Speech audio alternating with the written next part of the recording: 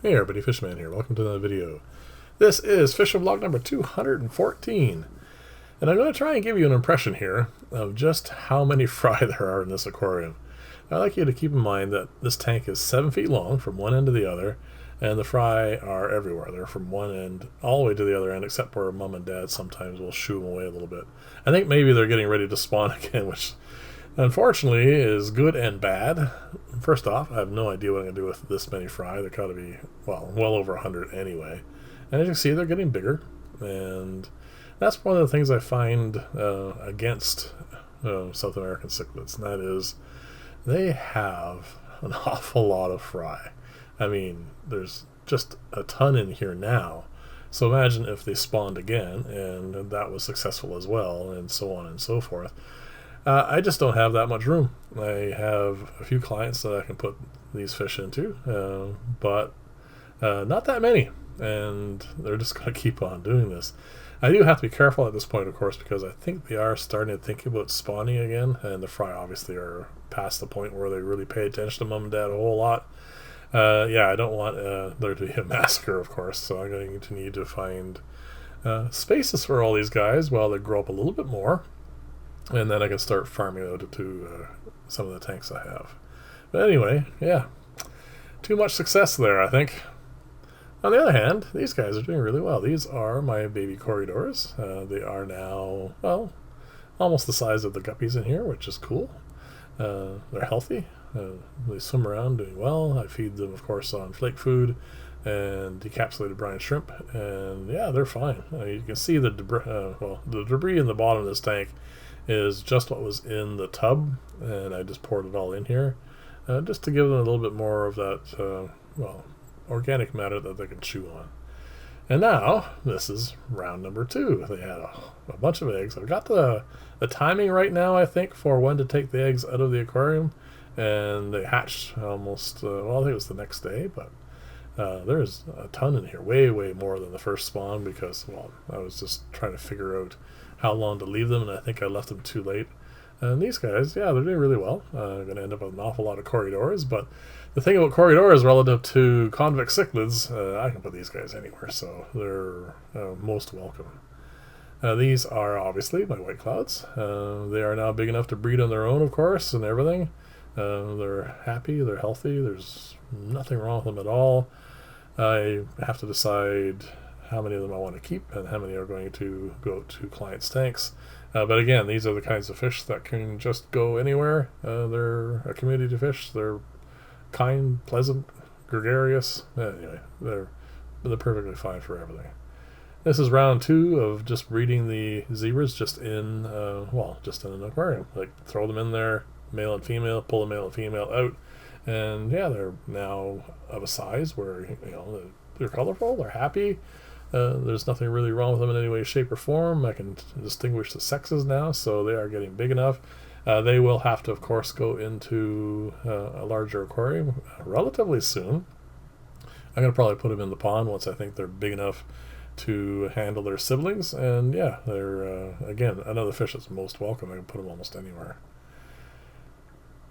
I need to get these fry out of here, because mom and dad have decided not to breed anymore. It is a small aquarium, so it's not terribly surprising, but I need to get them out of here, clean this all out so that mom and dad will have more. Again, another fish that I can use a great deal of, so the more I get, the better. Like I said, they're great for cleaning stuff. Now, the only non-success for breeding so far are these guys. Every day he builds a nest. Every day he courts and chases fish around. I don't know what's going on yet. He's maybe not quite old enough, because they are fairly young fish still. He will hopefully at some point in time, got a grip on things and getting around to doing the deed. But every morning when I come down, the bubble nest is either gone or almost gone. And of course I look to see if there's anything in there, but I haven't seen anything yet. So either he's eating them, or she's eating them, or somebody's eating them, or he just loses interest, or they haven't spawned at all. So that will have to wait and see. I said they're a lovely fish. Oh, by the way, they're honey Grammies, so just sometimes I don't remember to say it.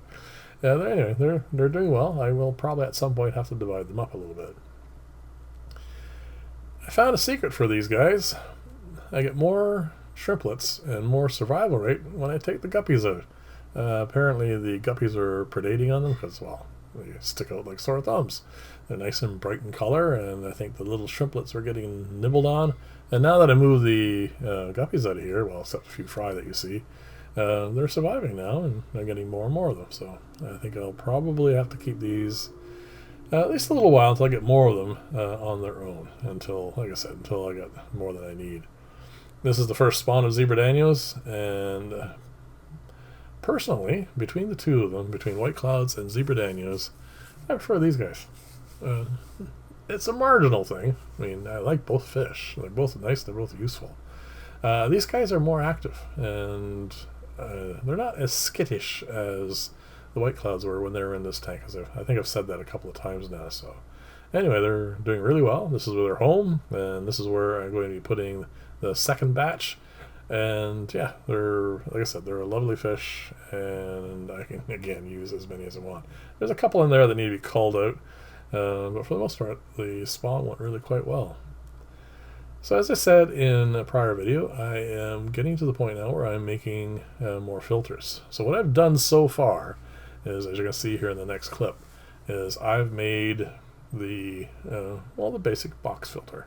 This is my standard box filter. It's in most of my aquariums now, and this is a very long standpipe, and it's obviously a lot longer than it's going to be. But what I'm going to be doing for these filters is, instead of just having as box filters to the standard high humidity planter, I want to do a little fiddling around with that. I want to try some different things out with the high humidities and some other possible things as well. And that's why that pipe is really long. I'm not sure how much above the water line or which tanks I'm going to be using it in, any of that sort of stuff at all. It's like I said, at this point I've made 4 of these guys, and it's a simple matter now of deciding how I want to finish it all off, because this is the cap here. It's going to go on top, and we'll see. I mean, I have a couple ideas for non-box filters as well, but anyway, that's all coming up. I will leave links to my other channel for the builds for these things, and, well, general acrylic building, and you can go over there and have a look if you like. Anyway, leave comments. Also leave comments about if you have any interest in what you want these filters to go to. So anyway, thank you very much for watching. I'll see you in the next video, and bye for now.